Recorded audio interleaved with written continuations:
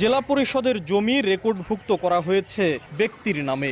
রেকর্ডের সেই জমি করা হয়েছে বিক্রি। এখন সেখানে ফিলিং স্টেশন নির্মাণের জন্য করা হচ্ছে মাটি ভরাট। এমন জালিয়াতির ঘটনা ঘটেছে রাজবাড়ীর বালিয়াকান্দি উপজেলার বহরপুর মৌজায়।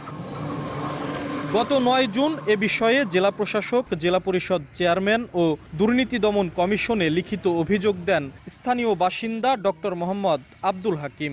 অভিযোগে বলা হয়, বহরপুর মৌজার এসএ 4095 নম্বর দাগের 94% জমি রাজবাড়ী জেলা পরিষদের নামে রেকর্ডভুক্ত ছিল, যা বিএস রেকর্ডে 4286 নম্বর দাগে রূপান্তরিত হয়ে স্থানীয় স্বপন কুমার কুণ্ডুর নামে রেকর্ডভুক্ত হয়। বিএস জরিপে জালিয়াতির মাধ্যমে এ জমি নিজের নামে রেকর্ড করিয়ে নেন স্বপন। সম্প্রতি তিনি তা 1,20,00,000 টাকায় বিক্রি করেন স্থানীয় তৈয়বুর রহমান গংদের কাছে। এ জমিতে এখন মাটি ভরাট করে ফিলিং স্টেশন নির্মাণের কার্যক্রম চলছে।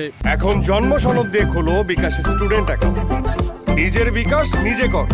94% জমিন এবং উপজেলার সংযোগ সড়কের সাথে জমিন, সেই জমিন কি করে অন্যের নামে, একজন ব্যক্তির নামে এই বিএস রেকর্ড হয় এবং রেকর্ডের পরে সেই বিএস রেকর্ডের বলে সেই জমিন আবার বিক্রি হয়ে যায়। সরকারি কর্মকর্তা কর্মচারী যোগসাজশ ছাড়া এই জমিগুলো হাতবদল হওয়ার কোনো সুযোগ নেই। সরেজমিনে তদন্তে অভিযোগের সত্যতা পান জেলা পরিষদের সার্ভেয়ার শাহ ইমরান। পরে তিনি জেলা পরিষদের চেয়ারম্যান ও নির্বাহী কর্মকর্তার কাছে তদন্ত প্রতিবেদন দাখিল করেন। এতে তিনি অভিযোগের তীর ছোড়েন বালিয়াকান্দি উপজেলা ভূমি অফিসের দিকে। প্রতিবেদনে বলা হয়, তৈয়বুর রহমান গং জমিটি কেনার পর নিজেদের নামে নামজারি করেন। তবে আরএস ও এস এর রেকর্ডে জেলা পরিষদের নাম থাকা সত্ত্বেও উপজেলা ভূমি অফিস বিষয়টি জেলা পরিষদকে অবগত করেনি। এদিকে অভিযুক্ত স্বপন কুমার কুণ্ডুর দাবি, জেলা পরিষদের জমি নয়, পৈতৃক সূত্রে পাওয়া জমি তার নামে বিএস রেকর্ড হয়েছে। তবে বিষয়টি নিয়ে ক্যামেরার সামনে কথা বলতে রাজি হননি জমির ক্রেতারা।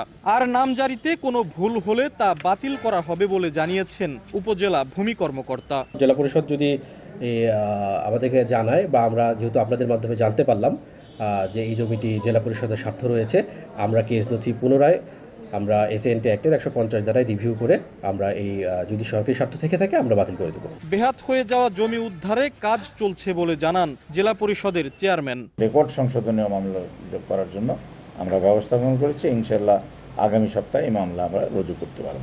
রাজবাড়ী জেলা পরিষদের 1792 একর জমি রয়েছে। আশিকুর রহমান, সময় সংবাদ, রাজবাড়ী।